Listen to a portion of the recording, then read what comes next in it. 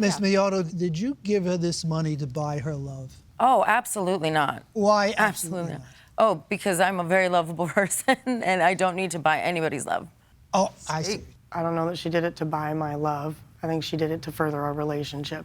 And then it just spiraled out of control after that. And you didn't have in the back of your mind that you would pay her back at some point? I had every intentions of moving up to Spokane, Washington with her and furthering our relationship and bringing in more money by renting our homes out, so. And in that fashion, pay it back? That was how I was gonna pay it back, yes, by fixing up her home and letting her rent her house out, and But that's the point I made. There was this kernel of a thought in your mind that after she gave you that money, you would pay her back. Yes, in one manner or another, whether it was my time or fixing up her house. That's what we discussed. I have nothing. I'm good. Okay, so the parties are excused while we deliberate in this matter. Stay off the edibles until we come to the verdict. Thank you, Your Honor.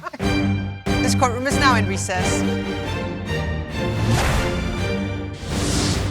You know, the plaintiff could have made this a lot easier for herself and for everyone by putting it in writing, like we always say. Yes, I know. Draw up a loan document, no matter how simple, get 2 signatures on it. That would have been open and shut.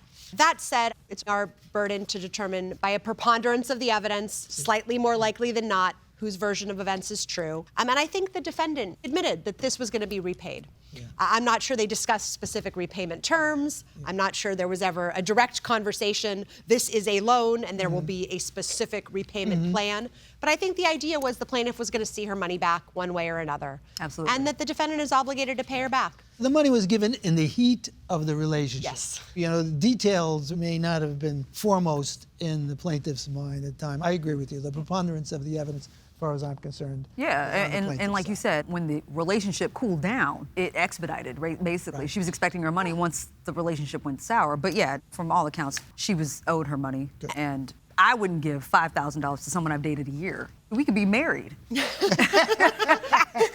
No, and I think you pointed out, Judge Tawalde, that, you know, the text messages, the defendant had every opportunity for weeks to say, a loan? What do you mean a loan? Right. All right. So I think the obligation to repay is implicit, and I think she's entitled to her $5,000 back. Absolutely. You have a verdict? Okay. Ms. Mioto, Ms. Waite, sometimes in the heat of a relationship, people will make agreements or have discussions about exchanging money. And it's often not entirely clear exactly what happened. So we have to go off of the evidence we have before us, both of your testimony, and our common sense in determining exactly what happened here. We don't believe that anybody in this situation acted badly or took advantage of anyone else. This was just a straightforward arrangement where we believe that the evidence showed slightly more than not that there was an expectation of repayment. So for that reason, we concluded that this was a loan and that the plaintiff is entitled to be repaid for the money she extended to have your roof repaired. And we have unanimously decided to render a judgment in favor of the plaintiff for the full $5,000 we're permitted to award. So thank you both, and we wish you both best of luck.